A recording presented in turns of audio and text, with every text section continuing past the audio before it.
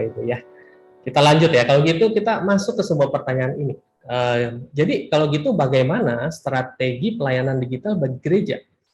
Nah, sebelum menjawab pertanyaan ini, saya ingin menunjukkan sebuah masalah dulu kepada Bapak Ibu, ya, yaitu ini. Ya, hasil survei BRC tahun 2019, ternyata 2 dari 3 keluarga itu tidak melakukan persekutuan keluarga. Oke, ini ada sebuah masalah berarti di sini. Berarti banyak keluarga itu tidak terbiasa ya melakukan persekutuan keluarga. Itu ya, ada 2 dari 3 yang tidak melakukan ya kan. Berarti hanya sepertiganya yang melakukan. Betul ya Bapak Ibu ya. Nah, lalu yang kedua, ini menarik juga Bapak Ibu. Ternyata sosok yang paling berjasa menuntun seseorang mengenal Tuhan Yesus adalah orang tua. Bapak Ibu, 73%. Ya, pendeta itu hanya 10,6% Bapak Ibu. Ya, ini menunjukkan apa? Berarti peran keluarga, peran orang tua ini sangat besar dalam kehidupan seorang anak. Ya kan? Nah, masalahnya di sini ditunjukkan hanya 23%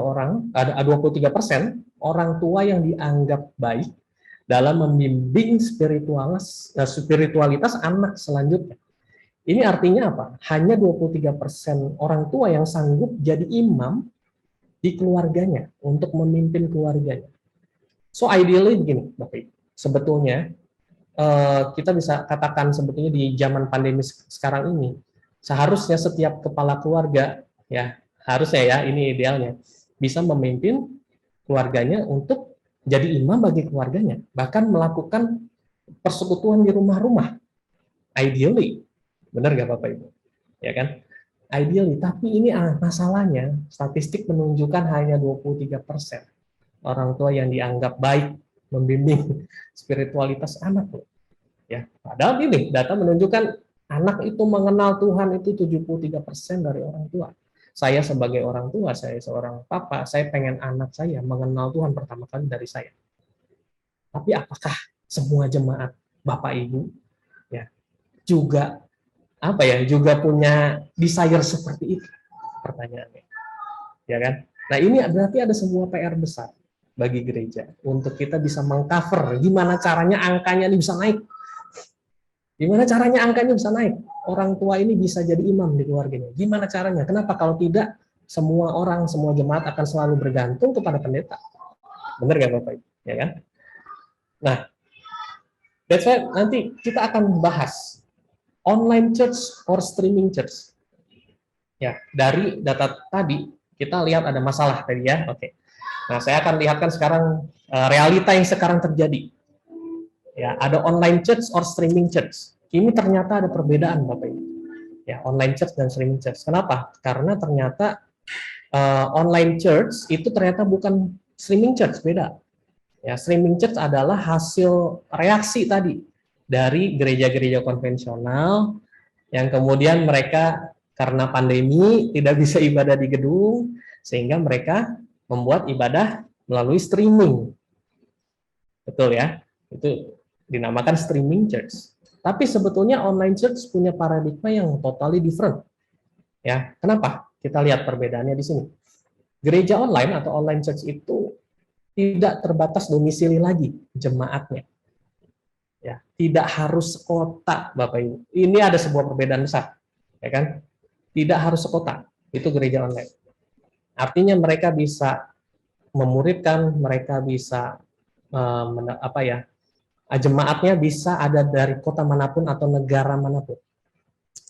Ya. Sementara gereja streaming, karena ini hanya reaksi dan respon sementara, mereka masih berpikir untuk equipping ya jemaat mereka yang satu kota tadi. Jadi fokusnya mereka ada di domisili di kota, gitu ya. Lalu yang kedua, online presence itu yang utama buat gereja online. Maksudnya apa? Jadi kehadiran online yang utama, nggak harus hadir secara offline atau fisik, ya, buat gereja online. Tapi buat gereja streaming, kehadiran online ini ya sementara. Nanti kalau sudah pandemi ya balik lagi ke ibadah offline, gitu ya, Bapak Ibu ya. Kira-kira seperti itu. Lalu buat gereja online, pembelian aset digital itu yang jadi prioritas utama. Segala sesuatu yang berhubungan dengan digital asset. Apa aja itu tadi?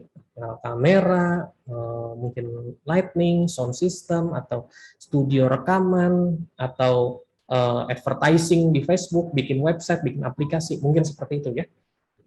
Nah, sementara gereja streaming ini masih tetap fokusnya karena masih mindset mungkin ya, mindset gereja lama ya berfokusnya untuk gedung biasanya gitu. Ya. Nah, online konten kalau buat gereja online itu jadi pintu masuk utama. That's why itu yang jadi ujung tombaknya mereka. Produksi online konten dari gereja online itu sangat tinggi, Bapak Ibu.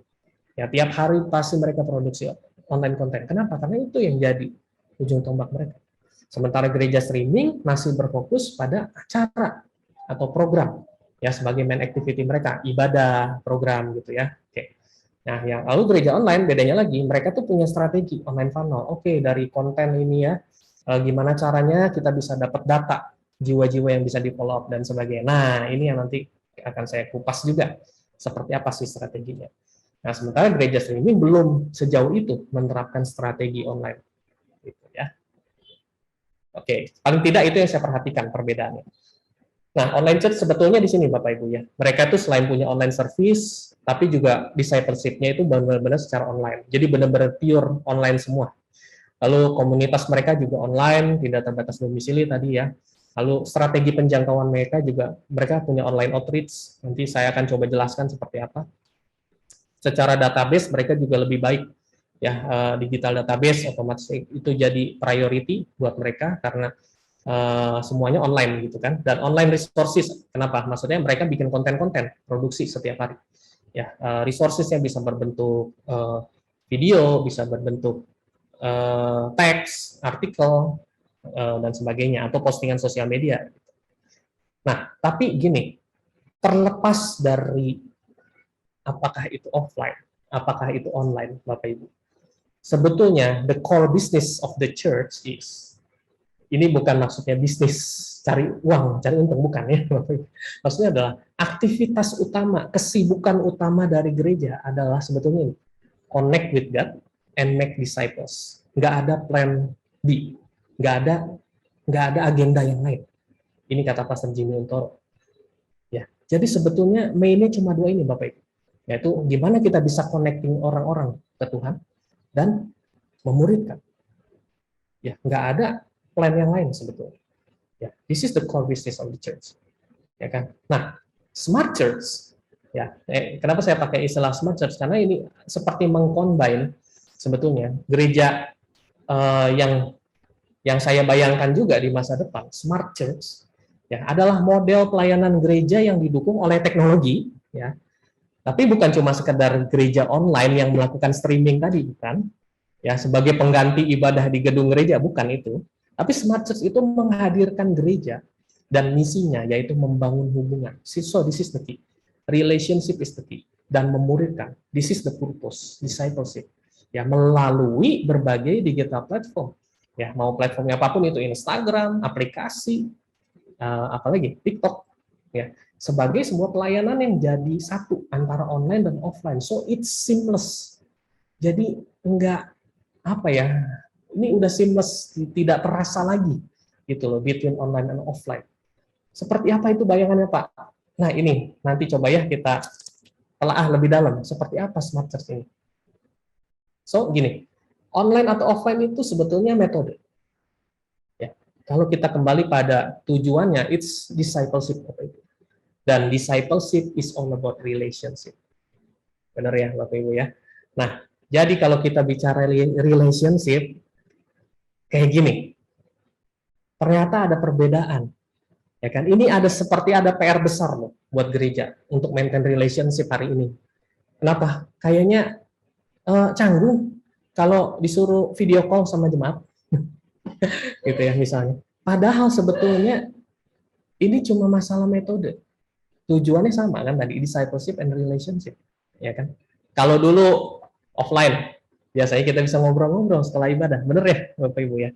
Atau bisa makan bareng, ngopi bareng, ya kan, mendoakan jemaat, mungkin berkunjung ke rumah jemaat, ya, atau ya ini kalau pengajaran misalnya biasanya berkhotbah gitu ya di mimbar di ibadah.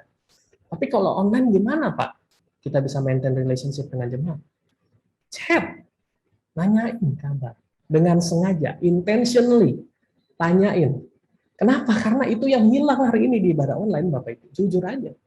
Ibadah online kan kita cuma nonton konten, kita tidak bisa bertegur sapa satu sama lain. Benar nggak, Bapak Ibu? Ya. So, pemimpin gereja mungkin hari ini harus lebih proaktif dengan chat, nanyakan kabar. Ya, gimana kabarnya Pak? Ada yang bisa didoain nggak? Dan sebagainya. It's a simple thing but very precious buat jemaat. Karena salah satu hal yang mungkin hari-hari ini jadi langka di digital space adalah personal connection dengan pemimpin gerejanya.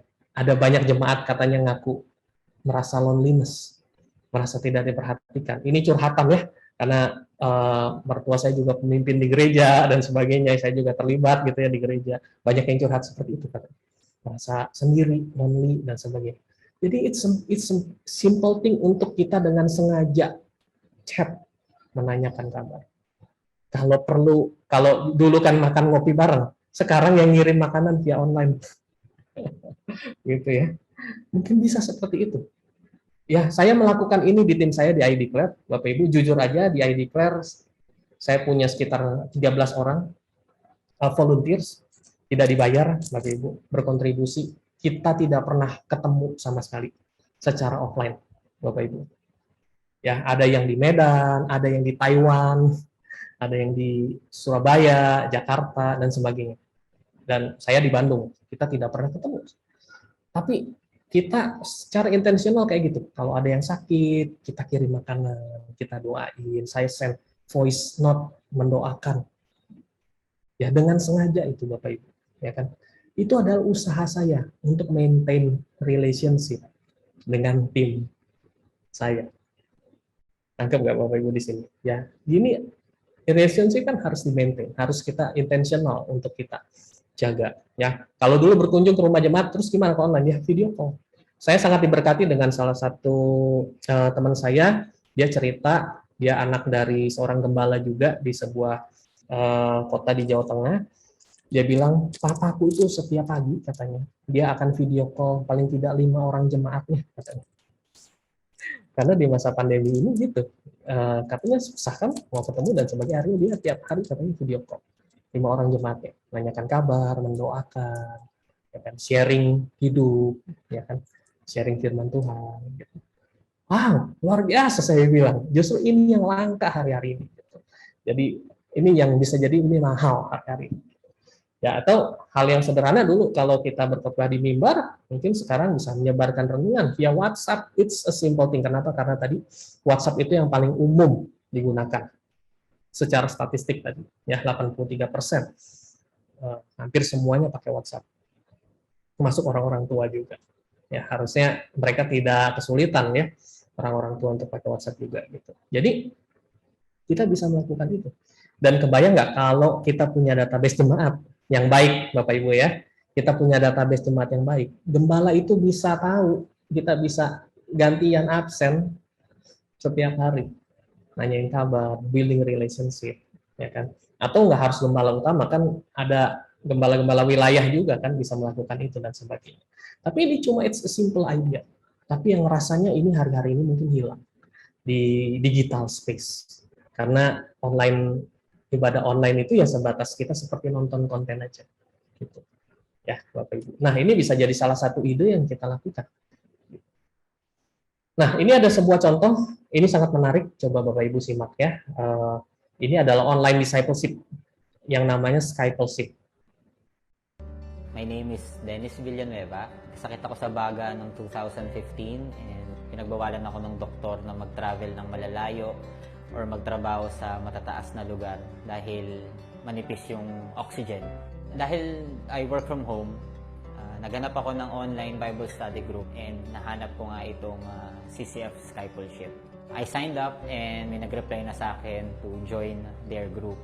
After 6 months of joining his group, challenge niya akong mag-lead ng sarili kong group.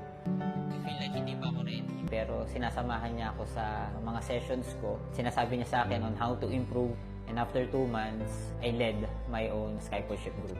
Akala ko nga puro galing dito sa Pilipinas yung magiging member ko, but it turns out na yung iba is from the US and Australia, pero lahat sila Pilipino. Napaka-beneficial ng Skypeship para sa akin. Magagawa mo, makakapag-session ka, makakapag-conduct ka ng Bible studies anywhere, anytime you want. As long as meron kang internet connection and you have your mobile device or your laptop.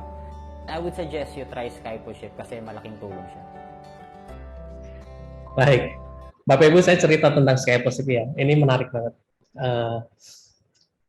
Jadi saya tahun 2018 atau 2019 pergi ke Manila, ke Filipina, ke gereja ini, Christ Commission Fellowship. Punya kesempatan untuk belajar di sana, ikut salah satu conference mereka, cukup besar. CCF ini gereja yang sangat besar di Manila, Bapak Ibu. Mereka punya sekitar 70.000 jemaat di sana. Gedung gerejanya besar, bisa menampung sekitar 20.000 jemaat di Manila. Nah, tapi yang menarik, mereka ini juga punya program-program online seperti ini, Bapak Ibu. Skypeship ini, yaitu pemuritan melalui Skype. Skype itu ya contoh seperti Zoom lah, Bapak Ibu, yang kita pakai hari-hari ini ya. Cuma dulu sebelum ada Zoom, Skype lebih ngetren gitu ya. Nah, mereka udah punya Skypeship ini, mereka jalankan dari tahun 2008, Bapak Ibu, bayangkan. Dari 2008. Ya, saya ngobrol, saya cari tahu tentang Skypeship, terus saya ngobrol, kenapa kalian bisa kepikiran seperti ini gitu ya. Karena mereka bilang ada banyak orang Filipina yang kemudian tinggal di luar negeri, tapi mereka kesulitan dapat tempat ibadah, katanya gitu. Akhirnya mereka pemuritan menggunakan Skype. Waktu itu, oh itu masalahnya awalnya. Jadi ada solusi, atau ada orang-orang seperti ini tadi, seperti Dennis ini yang dia sakit ya, tidak bisa bepergian, tapi dia juga rindu dimuridkan. Akhirnya dia bisa memuridkan orang lain juga gitu lewat Skypeship. Nah, akhirnya Skypeship ini tuh jadi salah satu metode dari bagaimana mereka kemudian bisa merintis gereja-gereja baru, Bapak Ibu. Ya, akhirnya gini, dari online ini ternyata ada nanti kawasannya yang semua yang orang-orang di kota Semarang gitu ya, akhirnya dikumpulkan jadi satu. Oh, tadinya online dulu semuanya. Akhirnya di Semarang ada 50 orang, akhirnya mereka jadi merintis gereja di sana.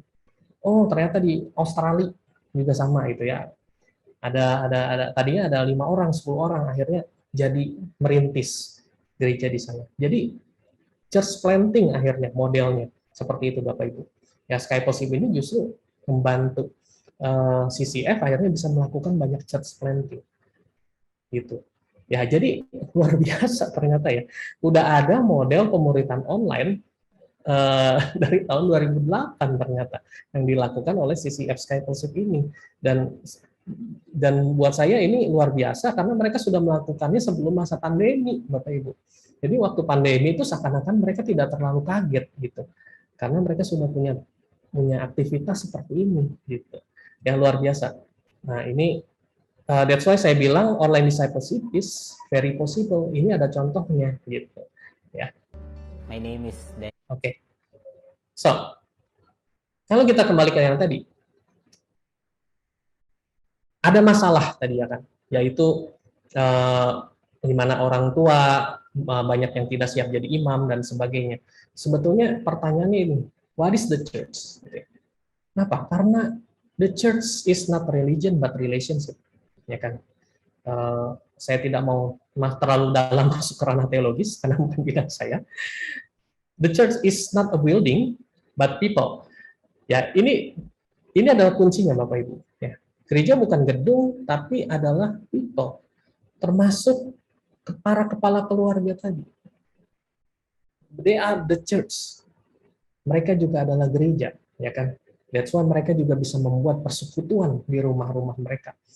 Ya kan, bahkan mungkin itu bisa jadi cikal bakal untuk sebuah kelompok kecil kemudian yang jadi berkat untuk sebuah komunitas yang lebih besar nanti. Ya kan? The church is not ritual but revival. Ya kan, bukan soal kegiatan agamanya tapi tentang transformasi kehidupan dari orang-orang yang bergabung di dalamnya. Revival, ada kebangkitan di sana. Ya kan, the church is not a program but transformasi, ya kan? Ada perubahan hidup dari orang-orang yang ada di dalamnya. So, Gereja adalah siapa kita tadi, bukan kemana kita pergi, bukan tempatnya. Ya, going to church will not change the city, ya kan? Kita pergi ke gereja itu nggak akan mengubahkan kota kita, tapi menjadi gereja itulah yang akan mengubahkan kota kita. Oke, so this is the conclusion. The church is the hope of the world.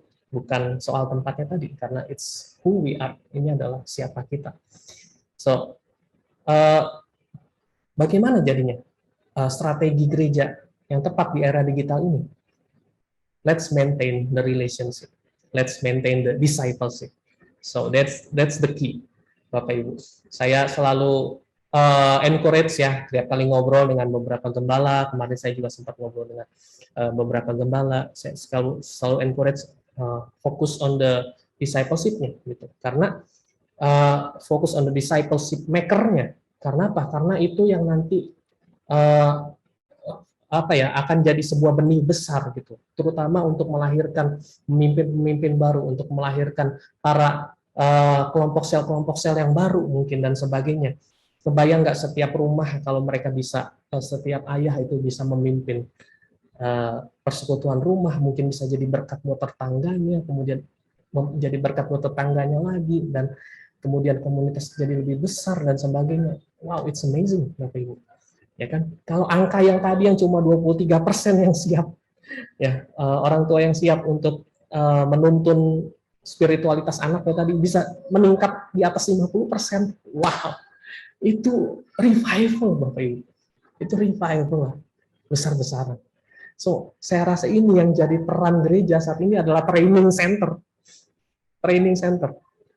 Training center buat para jemaat untuk mereka bisa jadi para revivalist dimanapun mereka berada, despite mau platformnya online, despite mau platformnya offline. So the church is a training center buat para jemaatnya. Itu kalau yang saya tangkap hari-hari ini ya, Bapak Ibu ya. Mudah-mudahan Bapak Ibu bisa dapat gambaran juga dari ini. Oke. Nah,